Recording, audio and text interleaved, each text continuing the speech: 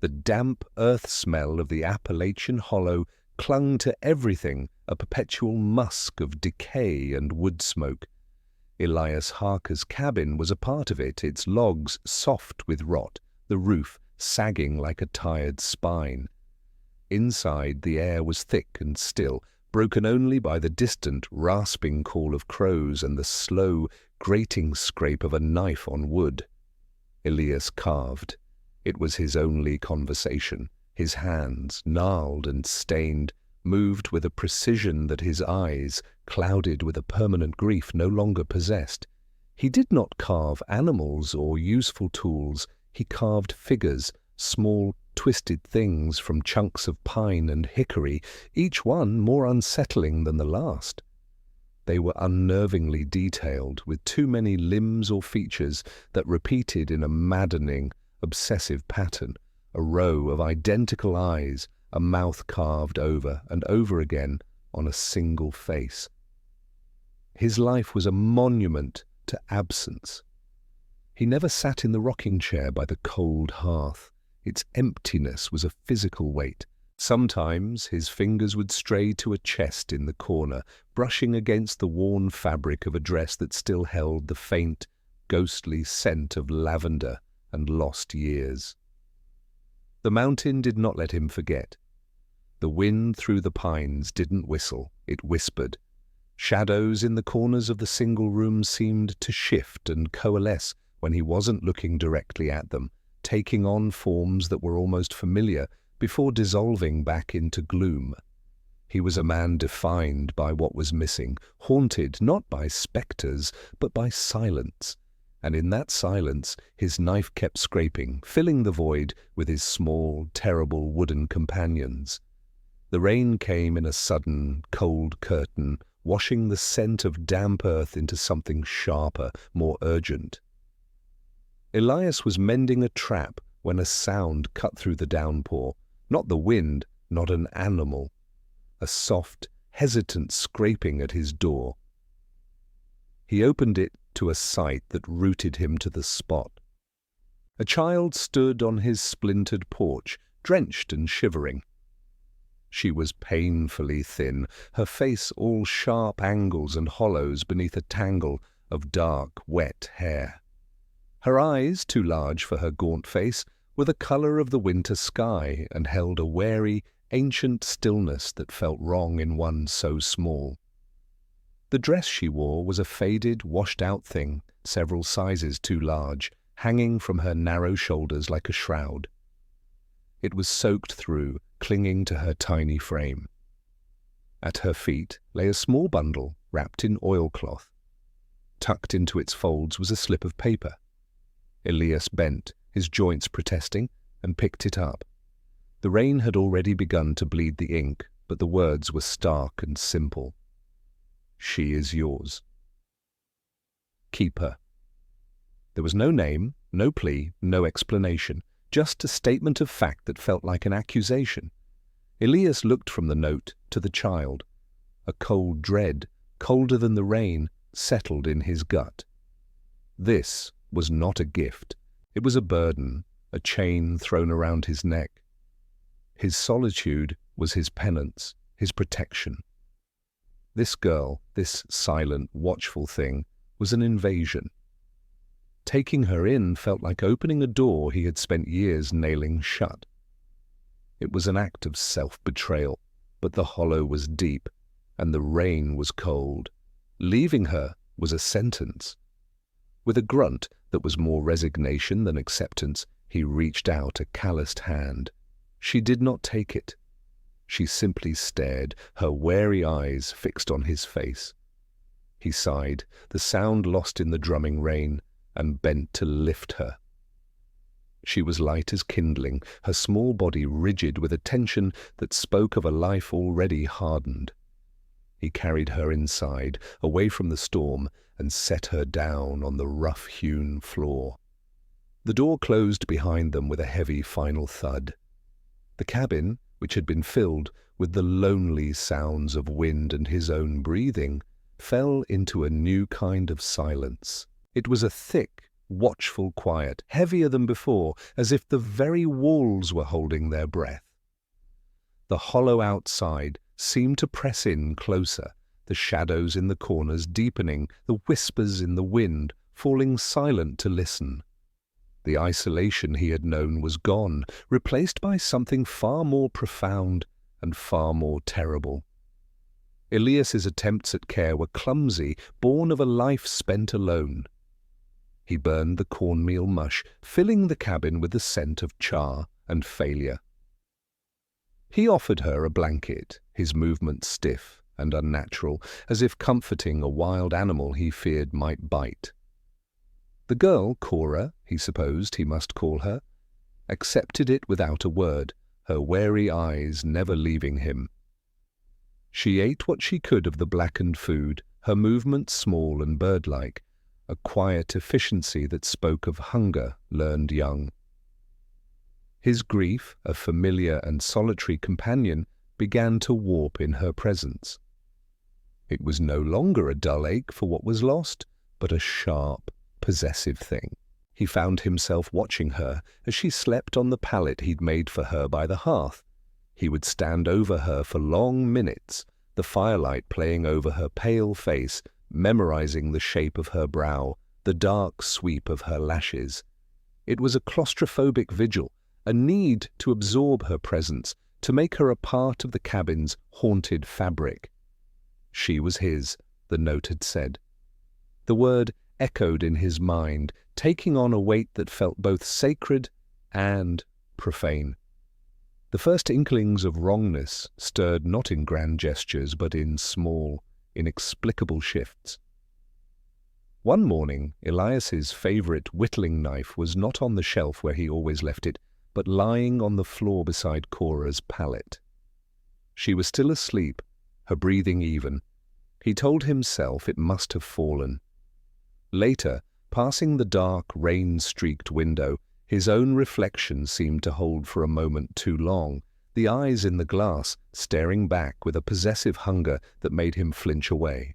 And there was a spot near the door, a patch of floorboards that always felt unnaturally cold, a chill that seeped through his boots no matter how high he stoked the fire.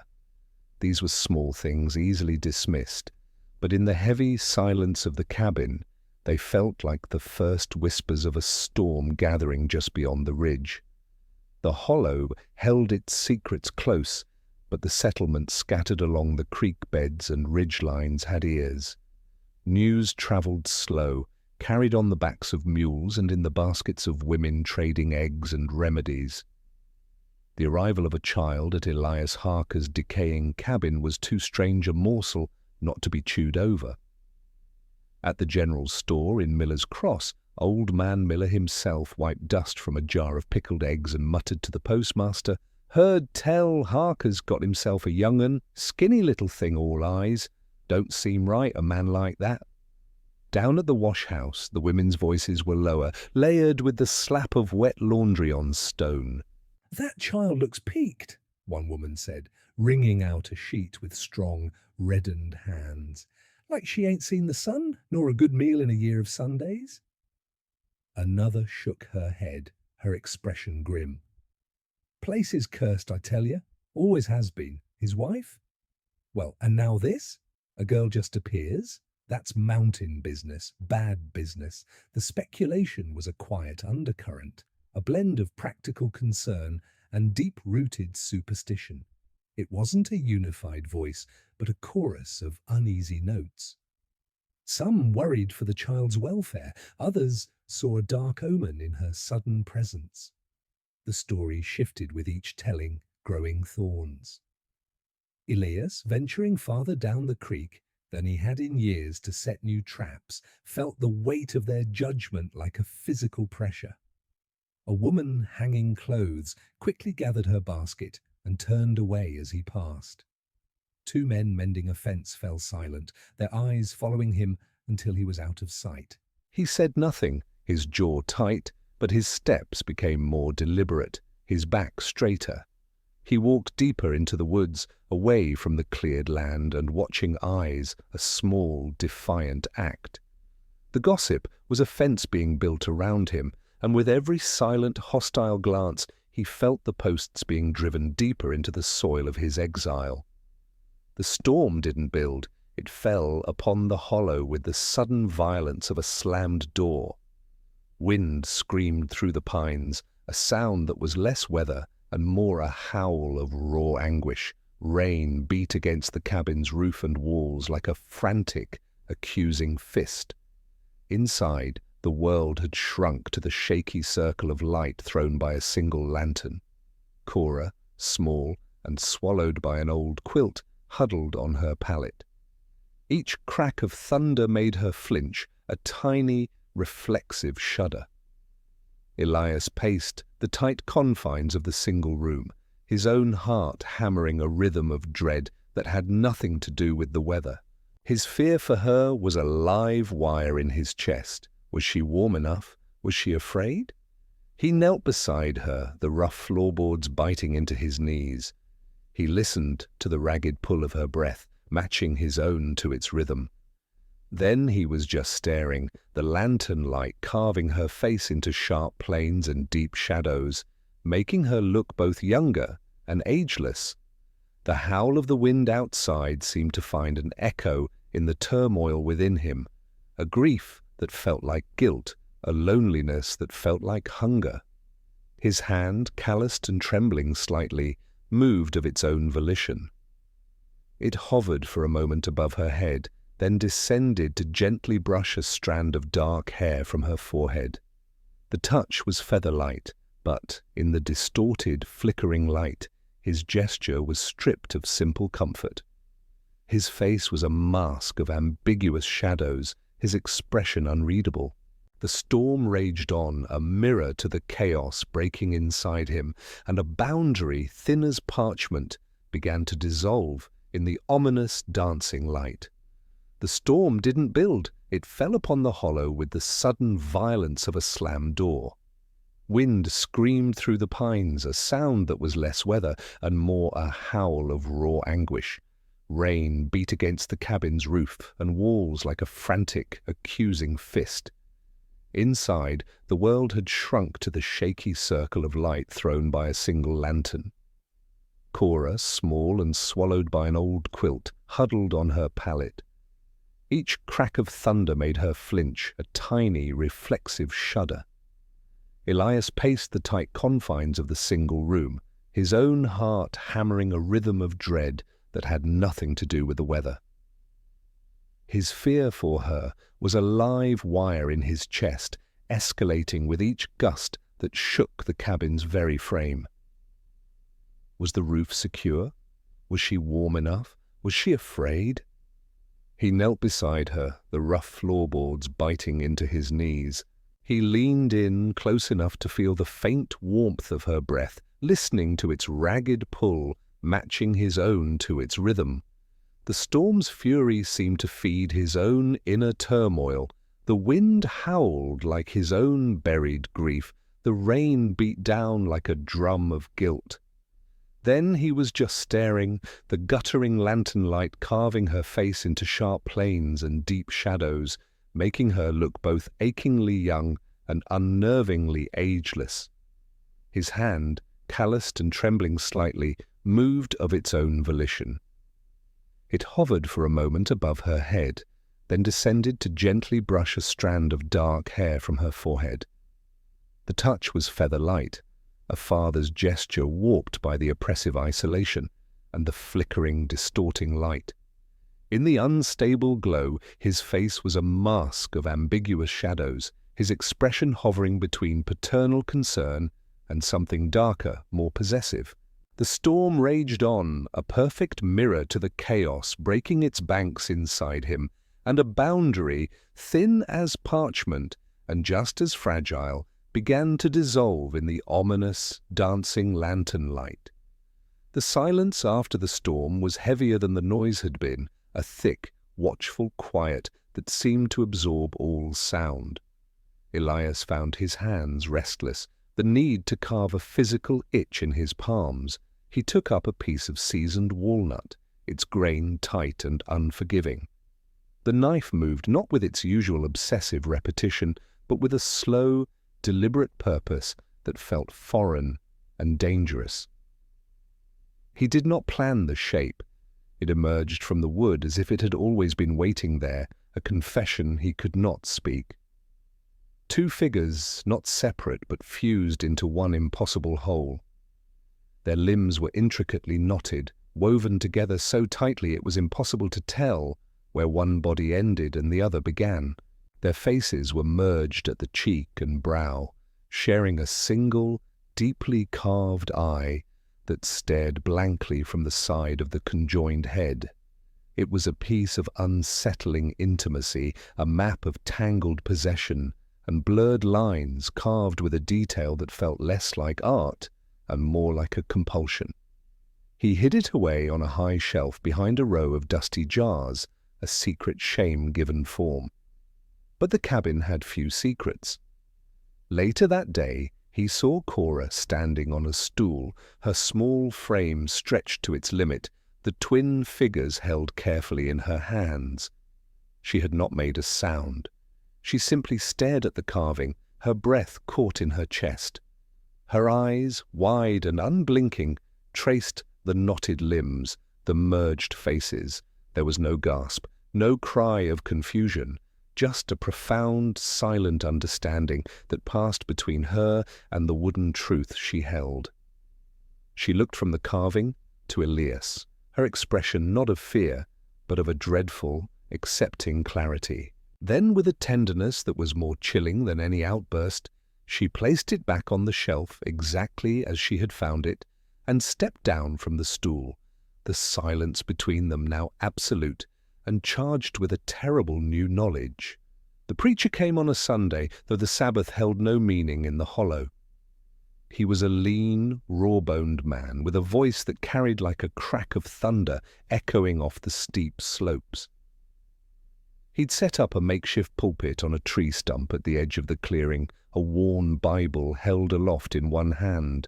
A handful of folks from the far end of the holler had gathered, drawn by the spectacle, their faces solemn in the afternoon light.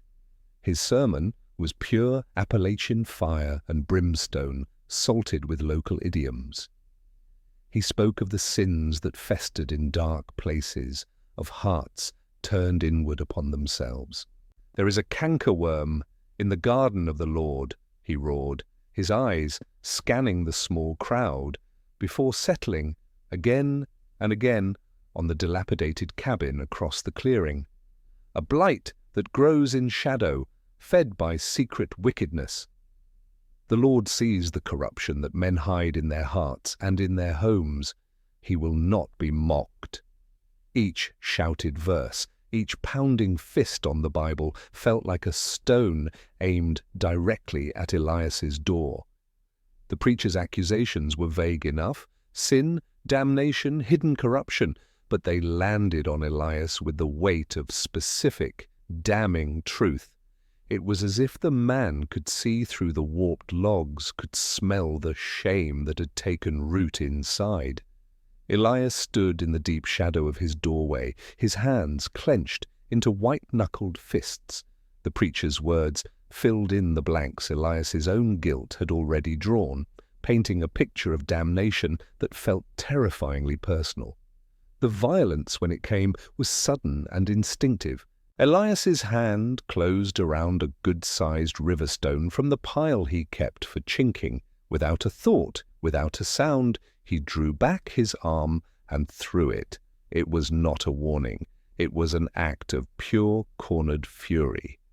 The rock flew true, striking the stump just inches from the preacher's leg with a solid, shocking thud. The preaching stopped. The small crowd gasped, drawing back as one. The preacher stared, first at the stone, then at the shadowed figure in the cabin doorway. His face paled, not with fear of the rock, but with the confirmation of the sin he'd been railing against. He snapped his Bible shut, gathered his coat with a look of righteous horror, and retreated without another word, his congregation scattering quickly behind him.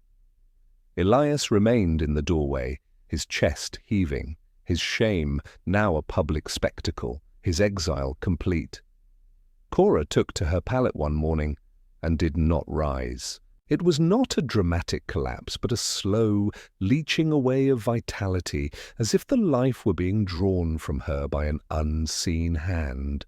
Her skin, always pale, took on a waxy, translucent quality, beaded with a cold sweat that had no relation to the cabin's warmth.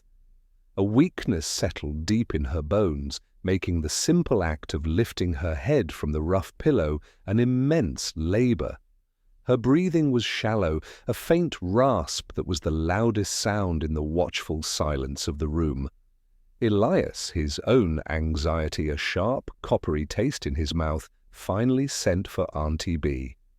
The granny woman arrived as dusk began to bleed into the hollow, a basket of herbs over her arm and a face like a dried apple. She said little, her movements economical and ritualistic. She brewed a tea of bitter-smelling leaves, forcing small sips between Cora's slack lips. She examined the girl's palms, tracing the lines there with a thumb that was rough as bark. She laid a hand on Cora's forehead, then her belly, her eyes closed in concentration. When she finished, she stood abruptly. The color had drained from her weathered face, leaving it a sickly grey. Her hands, usually so steady, trembled as she gathered her things. She would not meet Elias's desperate, questioning eyes. She looked once more at Cora, a spasm of something like pity and revulsion crossing her features, and then she turned for the door. "What is it?" Elias's voice was hoarse, a cracked whisper. "What ails her?" Auntie B paused on the threshold, her back to him. She did not speak. Instead, she shook her head once, a short, sharp movement of finality, and stumbled slightly on the top step as she hurried away into the gathering dark. Her silence was not discretion. It was pure, unadulterated fear. She left behind the scent of herbs and a horror that was now a third presence in the room, thick and choking as smoke. The silence Auntie B left behind was a different kind. It was a knowing silence, heavy with the things she had not said. Elias paced the cabin, the granny woman's horrified retreat playing over and over in his mind. Protection. That was the word that began to beat in time with his heart. She needed protection, from the outside, from herself, from him. In the lean-to, amidst rusted tools and forgotten things, he found it, a lock, old, made of heavy pitted iron, its mechanism stiff with disuse. It felt cold and final in his hand, a weight of terrible decision. He took a nail, thick and sharp, and a hammer whose handle was worn smooth by his grip. He did not look at Cora as he approached her door. Her breathing was still that faint, troubling rasp from within. He positioned the hasp, the rusty metal a stark scar against the weathered wood. The first blow of the hammer was unnaturally loud in the hush, a gunshot of intent. He drove the nail in, each strike a punctuation mark in a sentence he was writing for them both. The sound was heavy, metallic, final, the sound of a prison being built inside a home. He whispered it to the wood, to the lock, to himself, a mantra to drown out the shame. For her safety, his voice was a dry rustle, barely audible. Got to keep her safe. He tested the lock. The iron tongue slid into the strike plate with a solid, satisfying click that seemed to seal their fate. Inside the room there was no sound of protest, no cry, no rattle of the knob, only a quiet, accepting silence that was more chilling than any outburst could have been. Cora had heard the hammer falls, the slide of the bolt. She understood the new shape of her world, and her quiet acquiescence was the most terrible sound of all.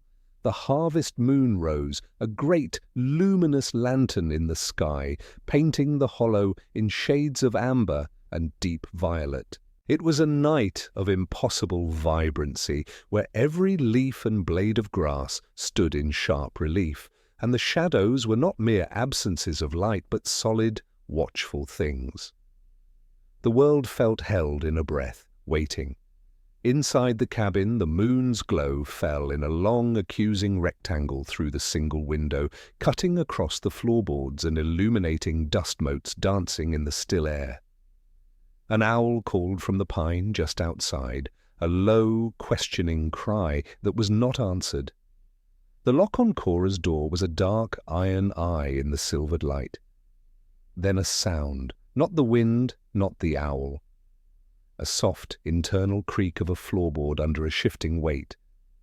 A stifled sound, half breath, half whimper, swallowed by the thick walls and the deeper silence of the mountain. The rectangle of moonlight on the floor seemed to pulse, to brighten for a terrible moment, illuminating the grain of the wood as if revealing a secret script. The owl called again, closer this time, a sharp, disapproving note. Then silence. A profound, absolute silence that was different from any that had come before. It was the silence of a line crossed, of a door opened that could never be closed. The air in the cabin felt permanently altered, charged with a new and irrevocable wrongness. The vibrant moon continued its cold journey across the sky, a blind witness to the violation it had illuminated. The boundary was gone. What remained was a terrible, shared knowledge, and a future that had been irrevocably sealed in the stark, silent light. Months passed, marked by the slow, inevitable turn of the seasons.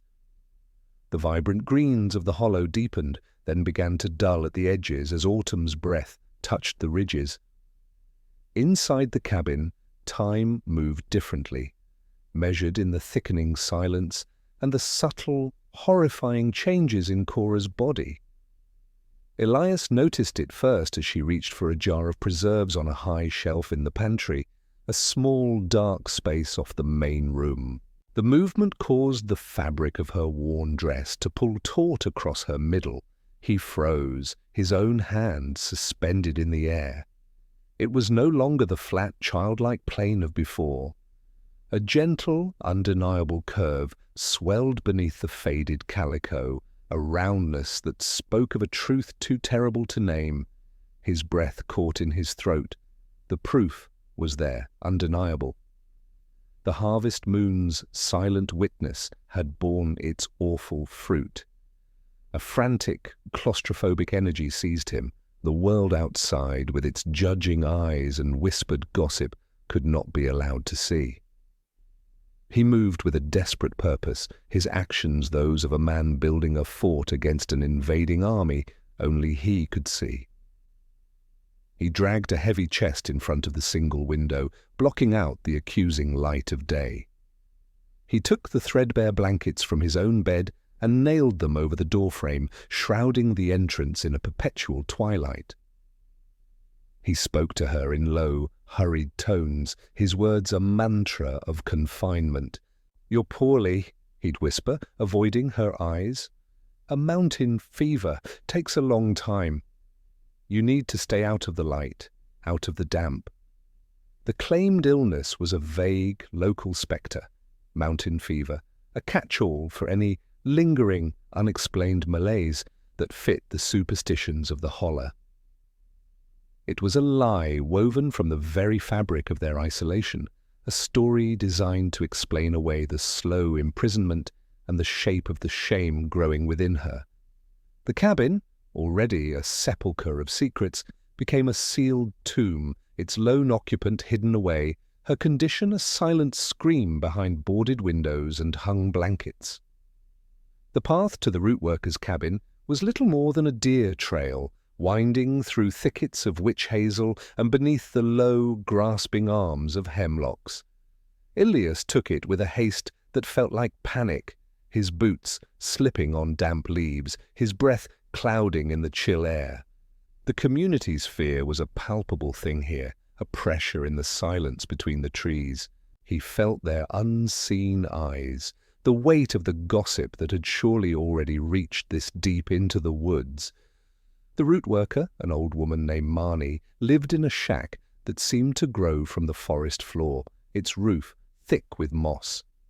She was at her smokehouse, hanging strips of venison, when Elias emerged from the tree line. She didn't startle, merely turned her head slowly, her eyes like chips of flint in a web of wrinkles. She watched him approach, her hands stilling their work. He stopped a few feet from her, his own hands trembling slightly. He clenched them into fists to hide it. The words he'd rehearsed on the walk over dried up in his throat. "Marnie," he began, his voice rough with disuse. I need something for a fever, a bad one." She said nothing, just waited. Her silence was an accusation. It's a woman's fever," he stammered, the subtext hanging heavy between them.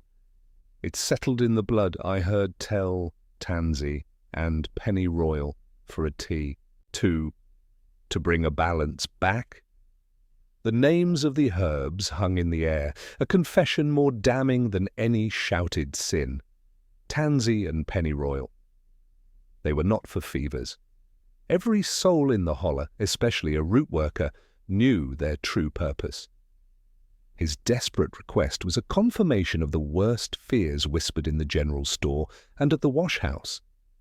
Marnie's expression did not change, but a deep wariness settled in her stance. She looked him up and down, taking in his wild eyes, the nervous energy thrumming through him. She was not being dramatic. She was assessing a danger.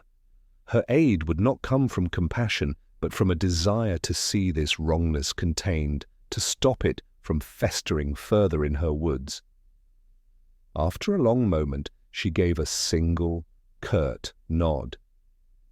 She turned and disappeared into the dark mouth of her shack, returning with a small, cloth-wrapped bundle. She held it out, not placing it in his hand until he reached for it. "This'll clear a fever," she said, her voice low and devoid of inflection. Her eyes, however, held a clear warning. "If it's the kind you say."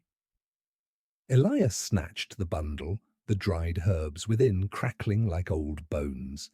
He fumbled in his pocket, pulling out a few coins, but she had already turned her back on him, returning to her venison as if he'd never been there.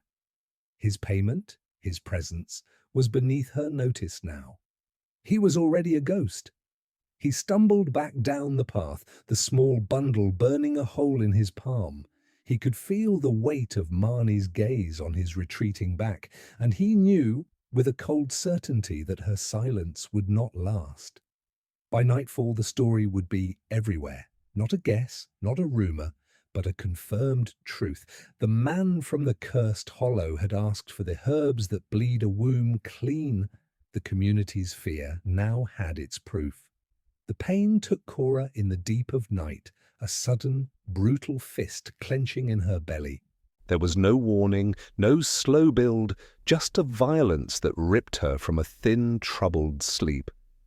She was alone on her pallet when it began, the rough wool scratchy against her sweat-slicked skin.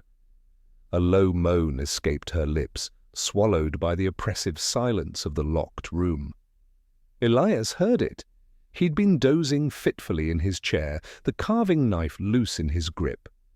The sound jolted him awake, a cold dread dousing him instantly. He fumbled for the key, his hands shaking so badly he could barely fit it into the iron lock. The click of the bolt was deafening. Inside, Cora was curled on her side, her face a pale mask of strain, her eyes wide and unseeing. She did not look at him. Her breath came in short, sharp gasps. There was no time for words, for comfort, for anything but the raw, biological truth of what was happening. Elias hovered in the doorway, a statue of useless panic. He was a man who could track a deer for miles and carve nightmares from wood, but he was utterly powerless before this. It was quick, and it was brutal. A final, wrenching spasm, and then it was over. The tiny, blue-tinged form lay silent and still between her legs on the bloodied blanket. There was no cry, no struggle for breath, just a perfect, terrible stillness. The silence that followed was heavier than any that had come before. Cora lay back, her body going limp, her eyes fixed on the ceiling. Elias moved then, his actions robotic. He wrapped the small, cold form in a clean scrap of linen, his touch gentle despite the revulsion and grief that choked him.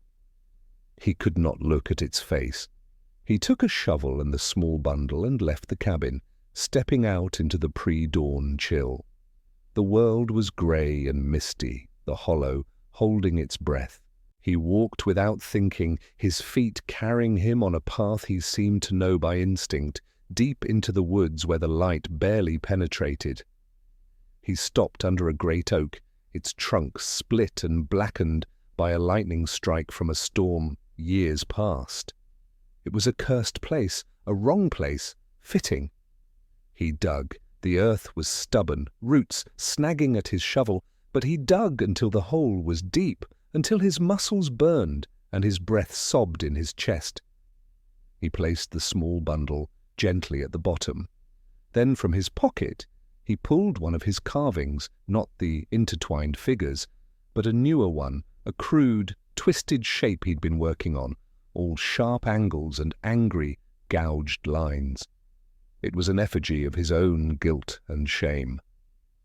He threw it into the grave on top of the linen shroud. It was a marker, but not of a life. It was a marker of the wrongness buried there, a secret laid to rest in a place that already knew darkness. He filled the hole, patting the dirt down with the flat of the shovel until the ground was smooth and unremarkable. Then he turned and walked back to the cabin, leaving the cursed tree to stand watch over the terrible secret he had planted in its shadow. Another harvest came and went, the hickory nuts falling like hard rain, the pumpkins swelling orange in the patch Elias no longer tended with any real care. Winter followed, a season of deep, isolating silence broken only by the wind's moan through the pines and the crackle of the meagre fire. Time did not heal, it simply layered one season of shame upon the last, the cycle repeating with a grim mechanical inevitability. The whispers in the hollow, once speculative and layered with superstition, had solidified into a cold, accepted truth. They no longer asked what was happening in the Harker cabin, they stated it. The story was told in low tones over winter stoves, a dark folk tale in the making, the man, the girl, the locked door. The shape of the truth was too clear to be mistaken, too terrible to be spoken aloud in the light of day. Elias and Cora were no longer people. They were a parable, a warning of what isolation and sin could breed. Inside the cabin, Cora moved through the perpetual twilight of boarded windows and hung blankets like a ghost in her own life. The faint, troubling curve beneath her dress began to swell again, a dreadful echo of the past. But where there had once been fear and a frantic energy, now there was only a hollowed-out acceptance. She was thinner than ever, her collarbones sharp ridges above the neckline of her dress. Her eyes, which had once held a wary intelligence, were now flat and distant, windows to a room where no one lived. She performed the small, necessary tasks of survival, stirring the pot, mending a tear, with a silent automaton's efficiency. She was a vessel, emptied of everything but the slow, inevitable progression of her condition, a spectre waiting for the next act in a play whose ending she already knew. The boy's first cry was a thin, reedy sound, a protest against the world he had been born into. It was a sound Elias had not heard the first time, and it struck him with the force of a physical blow. He moved instantly, not with joy, but with a frantic, furtive urgency. A clean rag, kept ready for this moment, was pressed gently but firmly over the infant's mouth, muffling the sound into a faint, struggling mewl. The thick log walls of the cabin absorbed the rest. swallowing the evidence of new life as they had swallowed so many secrets. When Elias drew the cloth away, the child's face was flushed, his tiny mouth working in silent indignation. And in that face, the truth was written in features too unmistakable to be denied.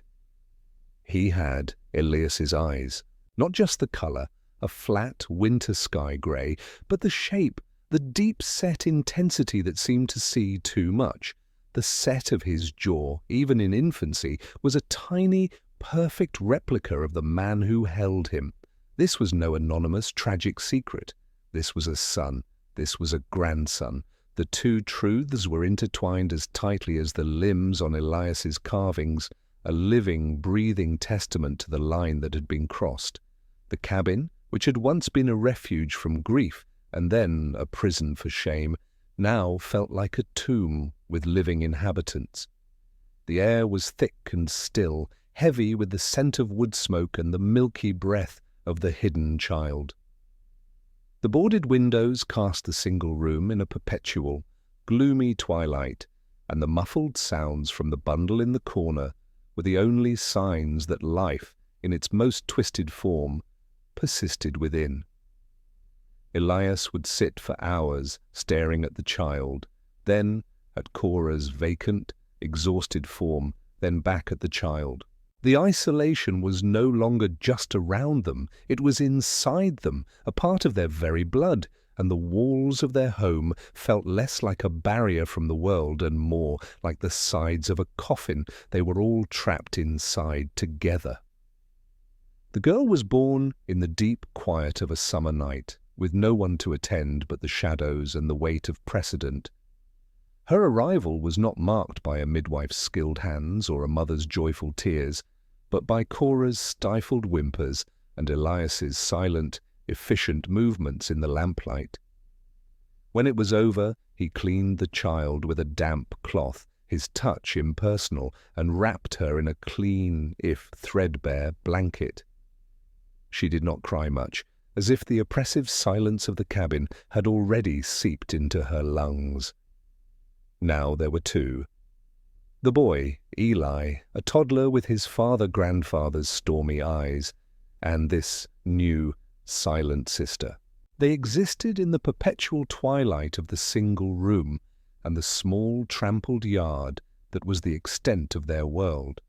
The cabin, already crowded with secrets, now felt physically smaller, its walls pressing in under the weight of the second living consequence. Their education was a distorted mirror of life. Elias was their only teacher, his lessons warped by paranoia and a need to control the narrative of their reality. He taught them not letters or numbers, but fear. He pointed to the tree line, a dark, impenetrable wall of hemlock and pine, and spoke of the outside in a low, grave voice. "The world past them trees is full of wickedness," he'd murmur, his eyes darting towards the boarded windows.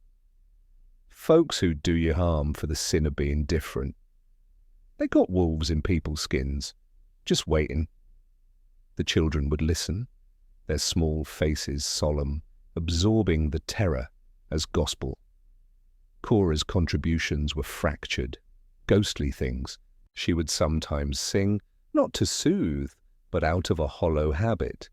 The tunes were old Appalachian lullabies, but the words were wrong, slurred, or replaced with dark, nonsensical phrases about lost girls and deep wells.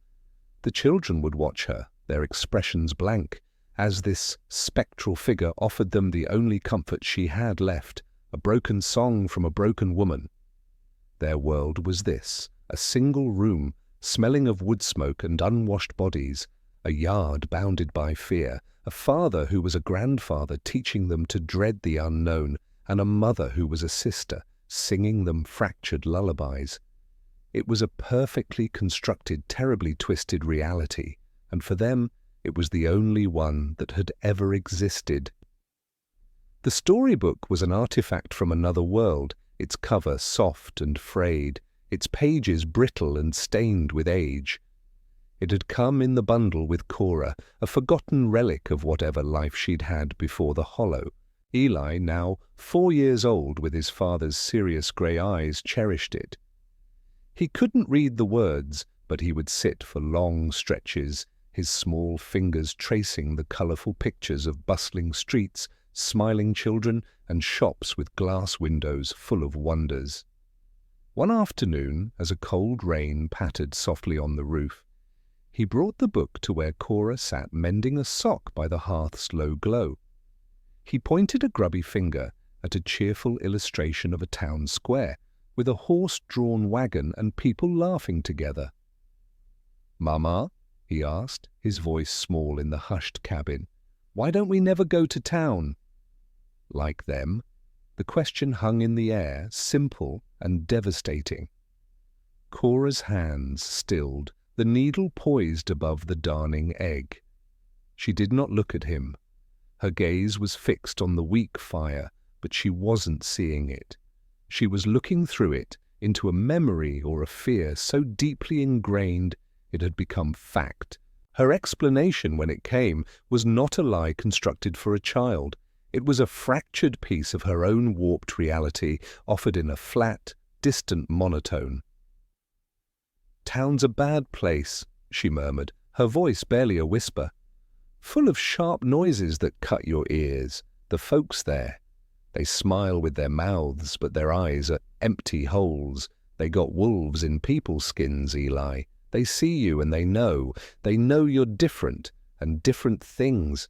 They get put in cages, or they get lost down deep wells and nobody comes to find them."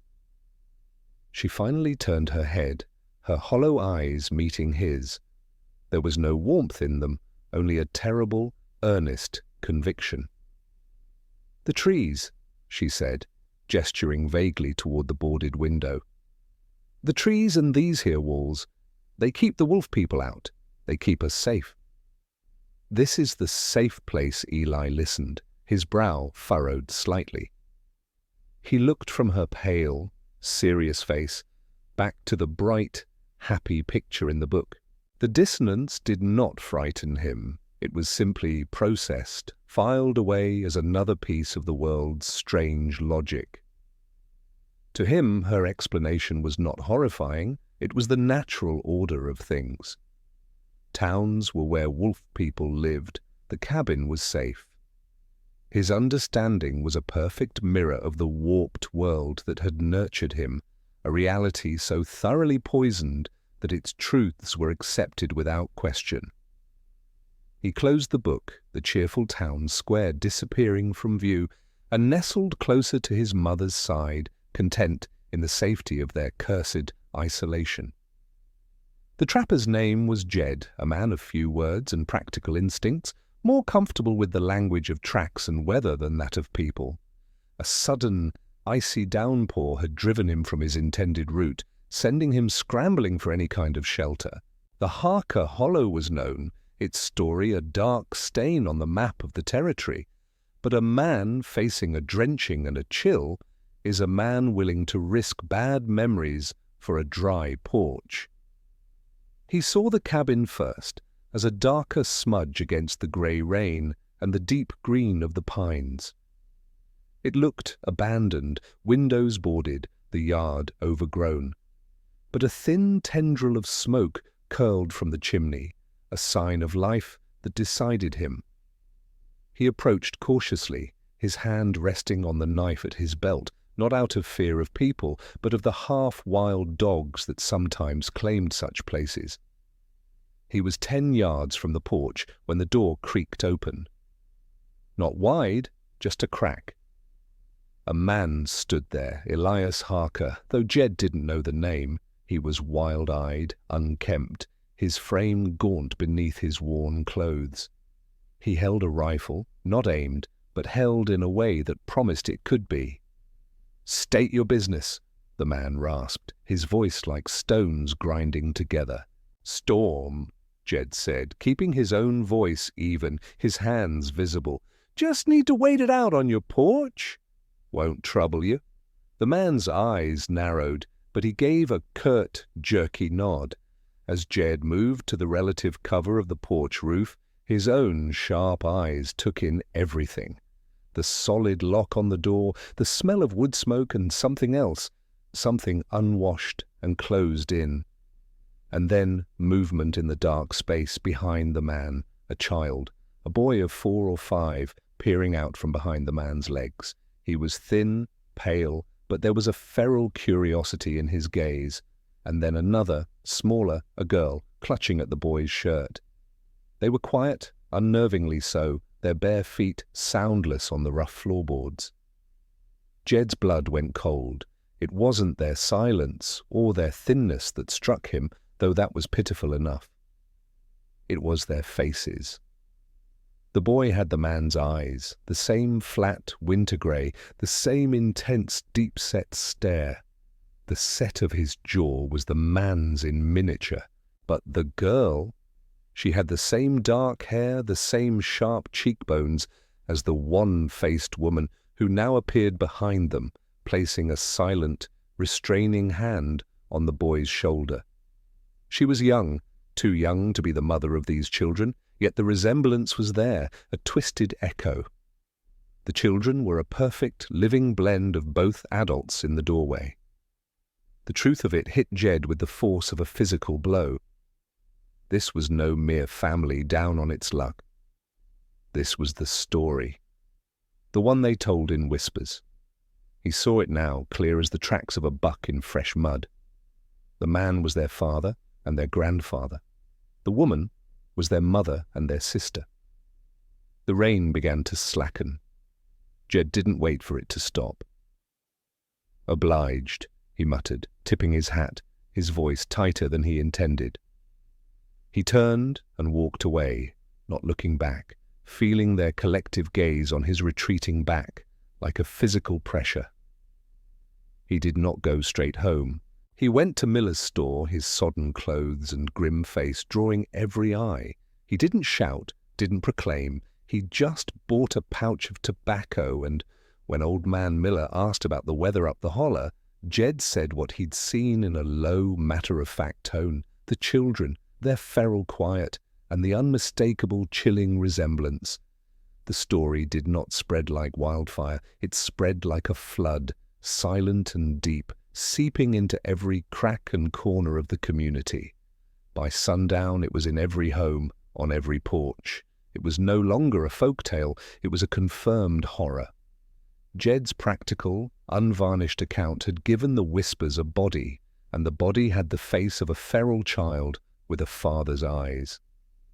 The men came at first light, their footsteps a grim, deliberate rhythm on the frost-hardened path. They were not a faceless mob, but men whose names Elias would have known in another life. Jed the trapper, his face set in grim lines. Samuel Miller from the store, his usual geniality replaced by a stern resolve. And 2 of the Burrell brothers, their axes traded for rifles held loosely at their sides. They moved with the heavy purpose of men performing an unpleasant duty, a funeral march, toward a truth they already knew but had to see with their own eyes. They stopped a dozen yards from the porch, a line of judgment against the grey dawn. The cabin looked even more wretched in the flat light, a blight on the quiet beauty of the hollow. The boarded windows were like blind eyes, the silence from within absolute. The door opened before any of them could speak. Elias stood there, framed by the darkness of the cabin's interior. He looked like a man unraveling. His hair was a wild mane, his beard untrimmed, and his clothes hung loose on a frame grown gaunt from years of secret sustenance. But it was his eyes that held them, wide, bloodshot, burning with a feverish intensity that was more animal than human. In his hands was his rifle, the barrel not yet raised, but held across his chest in a white-knuckled grip. The threat was implicit, a coiled tension in the air. Samuel Miller, as the eldest, took a half-step forward. "Elias," he said, his voice steady but devoid of its usual warmth. "We've come to see about the children. Jed's story, it needs settling. Ain't no children here. Elias rasped, the lie tearing from a raw throat. "Just a sick woman." "Mountain fever." You know that his voice was too high, too tight. "We aim to see for ourselves," Miller said, his gaze steady. "For their sake, Elias, let us see the young uns are well." That was when the rifle moved. It was a jerky, unhinged motion. Elias brought it up, the barrel swinging wildly to cover the group of men. His hands trembled violently, making the aim unsteady, dangerous. "You get back!" he shrieked, the sound raw and piercing in the morning quiet. "This is my land! My family! You ain't taking nothing from me! Get back or I'll send you all to hell!" The wildness in his eyes was complete. This was not a man protecting his home. It was a cornered beast, its madness fully unveiled, ready to lash out at any approach. The men didn't flinch, but they didn't advance either. They stood their ground, their own weapons held ready but not raised. They looked past his trembling rifle, past his wild eyes, and saw the truth in the desperation itself. This was not a fight to be won with bullets. Not today. With a slow, shared glance, a silent agreement passed between them. They began to back away, their steps measured, their eyes never leaving the raving figure on the porch. They retreated not out of fear of the man, but out of fear of the bloodshed his madness promised. The confrontation was over for now, but a different, colder kind of justice was already being planned in their retreating silence. The men's retreat was not a rout. It was a tactical withdrawal, a step back from the immediate volatile edge of Elias's madness. They moved slowly, deliberately, their boots crunching on the frost-rimed leaves, their faces set in grim masks. They did not look away from the cabin, from the wild-eyed man on the porch, whose rifle still trembled in a threat that was both pathetic and deadly. Samuel Miller was the last to turn, his eyes sweeping over the wretched structure one final time. He saw it then, what Jed had described, a flicker of movement in the deep gloom behind Elias. A small, pale face, the winter-grey eyes wide with a fear that was not of the armed men, but of the raving figure blocking the door. Then it was gone, pulled back into the shadows. The confirmation was as solid and cold as the ground beneath his feet. They regrouped just beyond the first bend in the path, out of sight of the cabin. The air was sharp with the smell of cold pine and their own condensed breath. "He's lost to it," one of the Burrell brothers muttered, slinging his rifle over his shoulder with a sigh of disgust. "Plain mad." "Mad or not, he's got a loaded gun and young'uns in there," Miller said, his voice low. "We go in hard, there'll be blood." "Likely, theirs," Jed spat on the ground. "Ain't about fear of him, it's about what happens after the shooting stops. That ain't justice." A different plan began to form in the cold morning air, born of practicality and a deep, communal understanding of how things were done in the hills. This wasn't a matter for sheriffs from the valley, who wouldn't understand the mountains' ways or the particular horror they faced. This required a deeper, more absolute sentence. "We fetch the preacher," Miller said, the decision settling over the group. "And the elders. This ain't just a crime against man no more. It's a corruption, a blight. It needs to be cut out, root and branch." The others nodded, their expressions solemn. This was the old way, not a hanging or a jail cell, but an excision, a proclamation of exile from the community of God and man, a casting out into the wilderness they had already chosen for themselves. It was a justice that left no blood on their hands, but ensured the sin would be contained, left to wither in its own isolation. They turned as one and started the long walk back down the hollow, their footsteps now filled with purpose. Behind them, the cabin stood alone against the grey sky, its windows blind, its door closed, It was already condemned, not by law, but by the silent, unanimous judgment of the men now walking away. The mountain itself seemed to watch, holding its breath, waiting for the final, formal sentence to be passed. They returned as the sun bled out behind the ridges, casting long, accusing shadows across the hollow. This time, they did not come as a grim delegation of neighbors, but as a solemn procession of condemnation. The men from before were there, their faces set like stone, but they flanked a central figure. The traveling preacher, his black coat stark against the fading light, a worn Bible clutched in his hand like a weapon. Behind them stood a handful of the community's elders, their presence lending a weight of finality to the scene. They did not approach the porch. They stopped at the very edge of the tree line, a clear boundary between their world and the one they had come to judge. The cabin sat in silence, a dark, brooding shape against the twilight. No light showed from within. The only movement was the slow curl of smoke from the chimney, the last sign of life from the cursed dwelling. The preacher stepped forward, one pace beyond the others. He did not shout. His voice, when it came, was low and carried the hard, resonant tone of a funeral bell, echoing in the still, cold air. It was a voice steeped in the fire of revival tents and the grim certainty of mountain dialect. "Elias Harker," he called out, the name sounding like a curse. "Hear the word of the Lord and the judgment of righteous men. You have sown corruption in the secret places. You have defiled the sacred bonds of kin and kindled the Lord's wrath."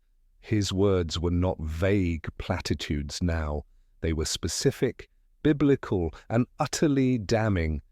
You have made your home a den of iniquity, a pit of abomination. The very earth upon which you stand is cursed by your transgressions. Therefore, by the authority of the Almighty and the consent of this community, you are cut off. You are anathema. He raised the Bible high above his head. We cast you out from the fellowship of the faithful. No man shall break bread with you, no woman shall offer you succor, no tradesman shall accept your coin. You are exiled from the community of God and man, now and forevermore. Your name shall be a byword for wickedness, and your line shall be a blight upon this land. The mountain itself shall be your only witness and your only judge. The proclamation hung in the air, thick and absolute. It was not a physical attack, but something far more profound. It was a spiritual and social death sentence. They would not trade, they would not speak, they would not even acknowledge their existence. The family in the cabin were now ghosts, cut adrift from all humanity, left to the mercy of the wilderness and their own sin. The preacher lowered his Bible. The men and elders stood for a moment longer, a united front of final, unyielding judgment. Then, without another word, they turned and melted back into the trees, leaving the hollow to the coming night. The isolation that had once been their prison was now their official, eternal state. It was complete, and it was absolute. The cabin stood alone under the darkening sky, utterly and forever forsaken. The mountain's judgment was not merely spoken, it was enforced by the turning of the season. The first snows came early, a thick, silent blanket that sealed the hollow from the world. The path the men had taken became an unbroken expanse of white, a pristine barrier that spoke of a closure more final than any lock.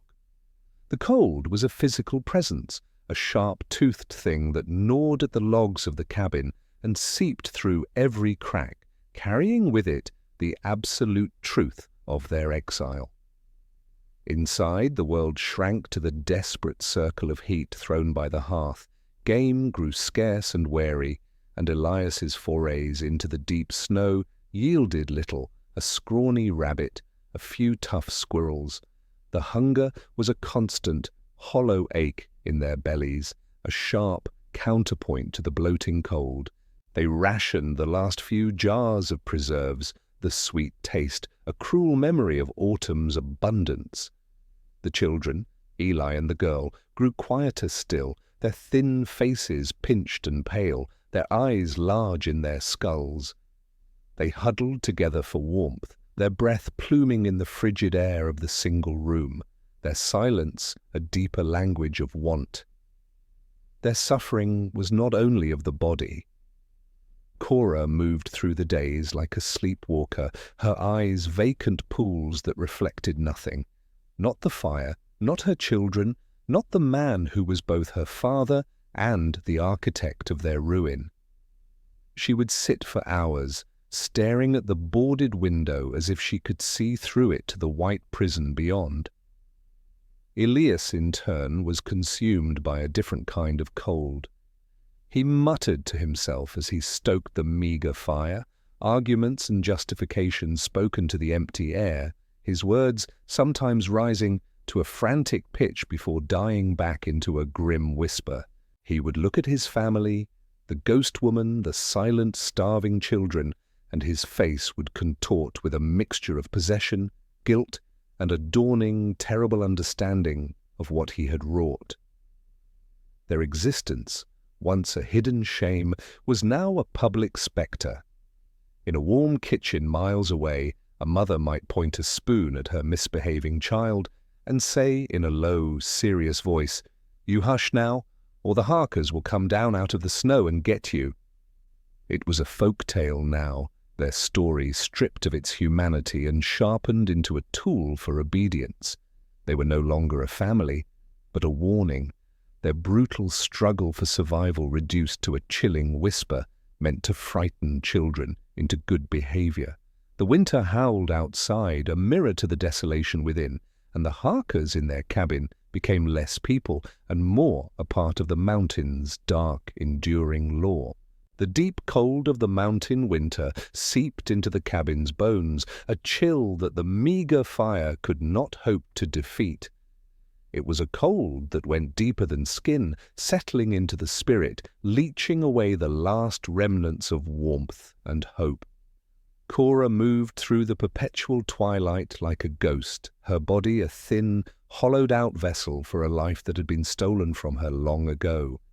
Her eyes, once wary and watchful, now held a flat, dead stillness, like the surface of a frozen pond. At night, when the wind howled its lonely song through the pines, she would gather her children to her. Not for comfort, that was a currency long spent, but out of a hollow, ingrained habit, a final, frayed thread of motherhood. Eli and his sister would press against her, their small bodies seeking warmth she could not truly give, their faces pale and solemn in the gloom. And she would sing. Her voice was a thin, tuneless thing, stripped of emotion, a dry rustle like dead leaves skittering across hard ground.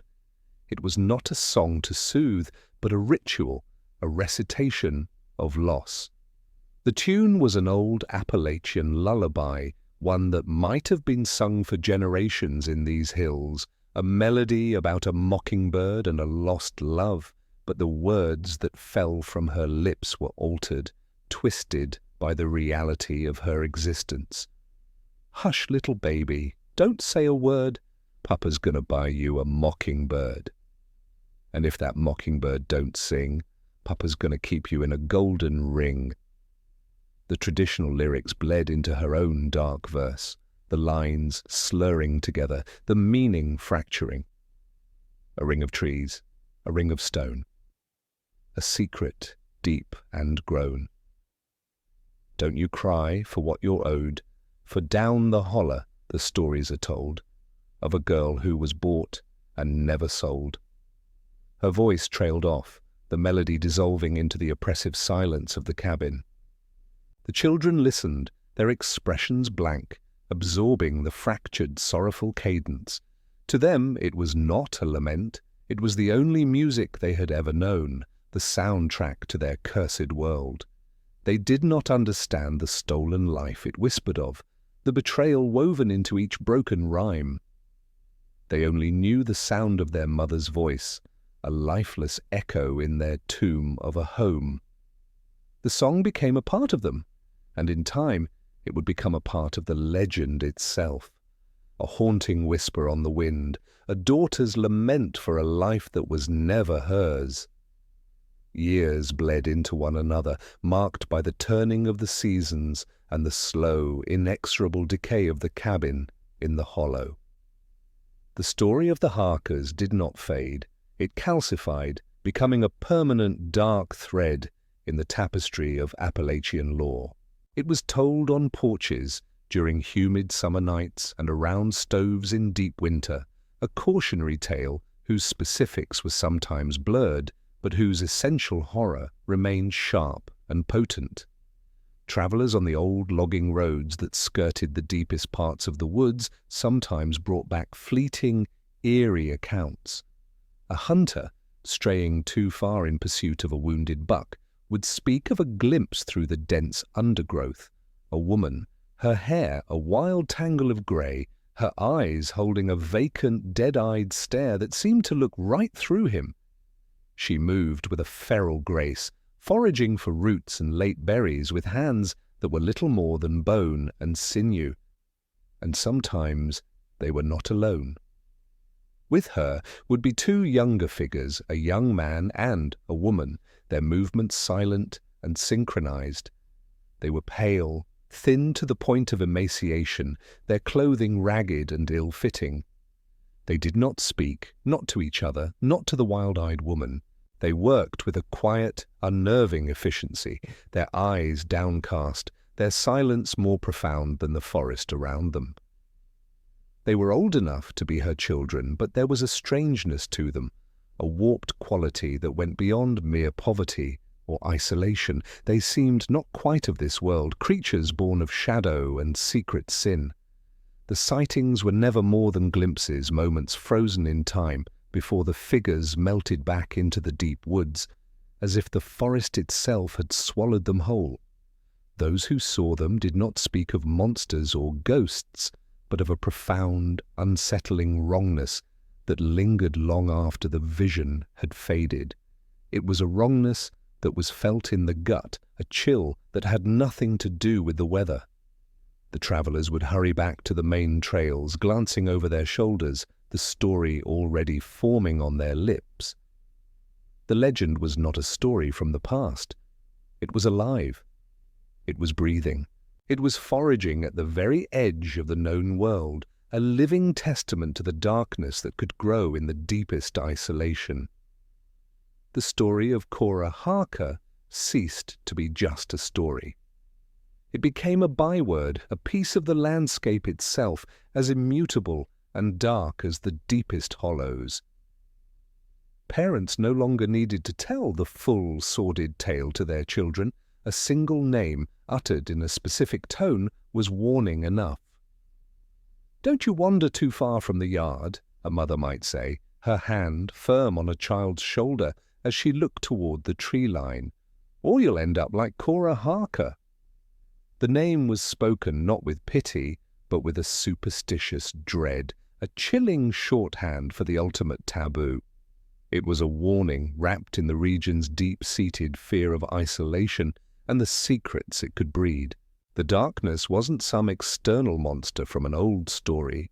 It was a potential that lived in the silence between the trees, in the loneliness of a remote cabin, in the human heart turned inward upon itself. Cora's name embodied the unspeakable, the transgression so profound it could only be referenced in whispers, a permanent stain on the collective memory.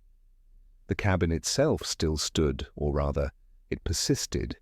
It was never reclaimed by the community, never burned or torn down.